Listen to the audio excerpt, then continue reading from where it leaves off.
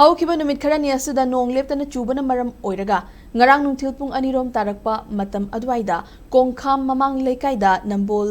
ꯇꯨꯔꯦꯜ ꯃꯔꯤꯟꯒꯤ ꯁꯦꯂꯝꯐꯝꯒꯤ ꯃꯄꯥꯗ ꯈꯪꯍꯧꯗꯅ ꯐꯤꯠ 15ꯃꯨꯛ ꯁꯥꯡꯅ ꯇꯣꯔꯕꯥꯟ ꯀꯥꯏꯔꯛꯄꯗꯒꯤ ꯌꯨꯝ 100 ꯍꯦꯟꯅ ꯏꯁꯤꯡ ꯊꯨꯝꯖꯤꯟꯈ꯭ꯔꯦ ꯍꯥꯏꯔꯤ꯫ ꯇꯨꯔꯦꯜ ꯇꯣꯔꯕꯥꯟ ꯀꯥꯏꯔꯛꯄꯗꯒꯤ ꯀꯣꯡꯈꯥꯝ ꯃꯃꯥꯡ ꯂꯩꯀꯥꯏ ꯀꯣꯡꯈꯥꯝ ꯃꯌꯥꯏ ꯂꯩꯀꯥꯏꯗ ꯂꯩꯔꯤꯕ ꯐꯥꯔꯝ ꯌꯥꯎꯅ ꯌꯨꯝ 100 ꯍꯦꯟꯅ ꯏꯁꯤꯡ ꯊꯨꯝꯖꯤꯟꯈꯤꯕꯅꯤ꯫ ꯑꯗꯨꯝ ꯑꯣꯏꯅꯃꯛ ꯀꯣꯡꯈꯥꯝꯒꯤ ꯃꯤꯌꯥꯝ district administration Bishnupur water resource department SDO Nambol police के personnel Singh IRCS Bishnupur district branch के volunteer Singh DPU VO Nambol की मियोय सिंह होनबदगी अकायब तुरेल तोरबान मेनब ngमख्रे कबोवाक चिंगलोमदगी चेंथरकपा इसिंग नंबोल सबल लेकाईगी फार्म सिंह याउना युम कया इसिंग थुमजिनखी अमदी कोंखाम अवांग लेकाईगी युम खरसु इसिंग थुमजिनखी हाइरी।